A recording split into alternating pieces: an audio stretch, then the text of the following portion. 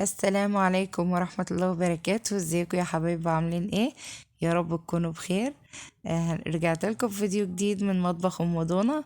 هنعمل مع بعض ان شاء الله النهاردة وجبة عشاء اقتصادية جدا، وتنفع معانا برضو وجبة غدا اقتصادية جدا وبدون لحوم. وطبعا بمكونات متوفرة عندنا في البيت، والطريقة سهلة جدا ومش محتاجة تكاليف ومش بتاخد وقت. ويلا بينا اضغطوا لايك، واللي ما اشتركش في القناة يشترك وفعلوا زر الجرس عشان يوصلكم كل فيديو مني جديد. ودلوقتي يلا بينا نسمي الله ونصلي على الرسول ونشوف الوصفة بتاعتنا. دلوقتي انا معايا حبايتين بطاطس، طبعا متقشرين ومغسولين كويس. وطبعا البطاطس يعني الكمية اللي حابة تعمليها على حسب عدد افراد الاسرة. تمام. دلوقتي هنجيب البطاطس بتاعتنا هنبشرها بالمبشرة بالجنب الواسع كده زي ما احنا شايفين.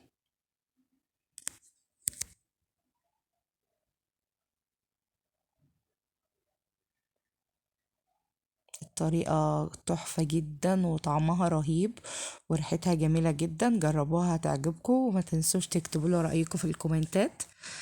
دلوقتي احنا غسلنا البطاطس بتاعتنا كويس جدا، نزلنا النشا اللي فيها وحطيناها في مصفى بالشكل ده كده، ونبدأ بقى نعصرها كده.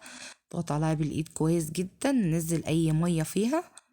تمام، في الطبق بتاعنا بالشكل ده. تمام كده. ودلوقتي بقى هنجهز بقى الايه، التوابل بتاعتنا اللي احنا هنعملها مع بعض. التوابل هنعصجها طبعا بدون لحوم. طاسة على النار ننزل فيها ب3 معالق زيت.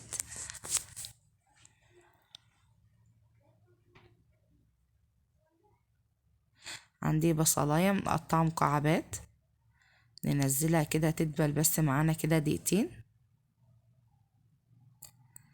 ودلوقتي بعد ما البصلة بتاعتنا دبلت، طبعا انا نزلت عليها بمعلقة توم مهروس، بس طبعا الفيديو فصل، معلش. فدلوقتي هنزل بقى حبيتين طماطم متقطعة مكعبات بالشكل ده، وفلفل الوان طبعا ده اختياري، لو حابة تحطي فلفل اخضر تمام المتوفر عندك. ودلوقتي هنزل عليها بالبهارات بتاعتنا، معايا كمون وشطة وبابريكا وملح ومعلقة بهارات مشكلة. ودلوقتي هنديها تقليبة ونسيبها بقى تتعصج. ودلوقتي نروح بقى على البطاطس بتاعتنا، هننزل عليها ببيضتين بعدد 2 بيضة،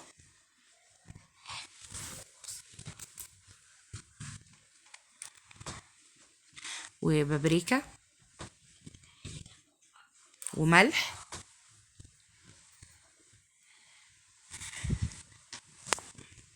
وكمون وفلفل اسود.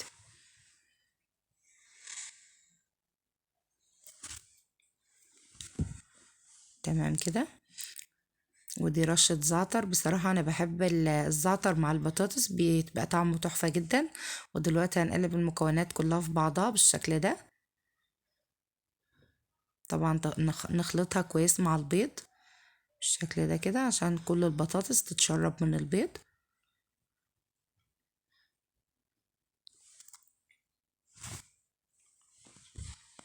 بالشكل ده كده. وننزل عليها بقى بربع كوباية لبن حليب.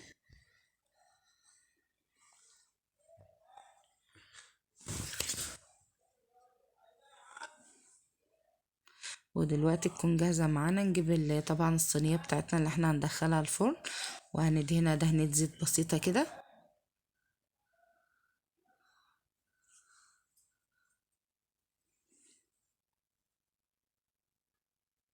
دهنة زيت بسيطة جدا كده بالفرشة. ودلوقتي هنزل بقى بالايه، بالخليط بتاع البطاطس بالشكل ده كده. طبعا الوصفة بتاعتنا هي بدون لحوم وكل حاجة، لكن برضو مفيدة ومغذية، طبعا فيها بيض وفيها لبن وفيها طبعا يعني البطاطس برضو كويسة جدا وفيها عناصر غذائية حلوة. وطبعا والفلفل الالوان والحاجات دي كل التوابل برضو معانا مغذية. فمش اي يعني مش اي وصفة كده والسلام، بس بصراحة جربوها هتعجبكم جدا. وننزل بقى بالخلطة بتاعتنا كده ونفردها على وش البطاطس بالشكل ده كده.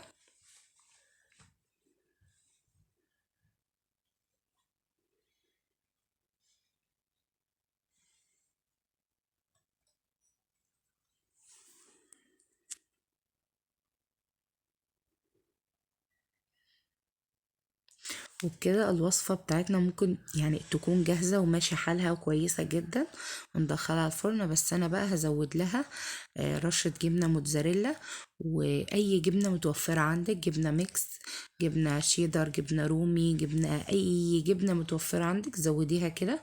طبعا هتساعد معاه كده في السوا، هتديلها طعم جميل جدا.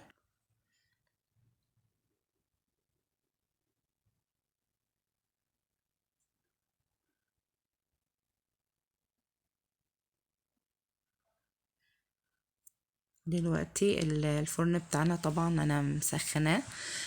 طبعا احنا هندخل الصينية بتاعتنا دي في الفرن على الشبكة، في وسط الفرن كده، لما تستوي من تحت وتاخد لون من فوق، ونشوفها بقى مع بعض. وده شكلها بعد ما طلع من الفرن. ما شاء الله شكلها تحفة جدا، وطعمها وريحتها خطيرة بجد، ادمان بجد. ما يعني ما كنتش متوقعة طعمها ده. طبعا هي يعني مش متماسكة قوي عشان طبعا لسه سخنة، بس نتيجتها خطيرة. وطبعا هي حلوة سخنة طبعا في البرد ده وكده. وجبة عشاء سريعة، وجبة غدا سريعة برضو، اقتصادية جدا وسهلة.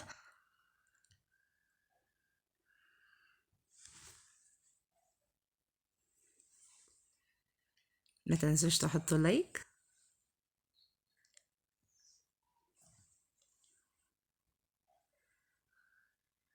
ويلا بينا ندوقها بقى. جربوها وقولوا لي رأيكم في الكومنتات، وما تنسوش تكتبوا لي بتتابعوني منين. وما تنسوش تحطوا لايك، واللي ما اشتركش في القناة يشترك. واشوفكم في فيديو جديد، والسلام عليكم ورحمة الله وبركاته.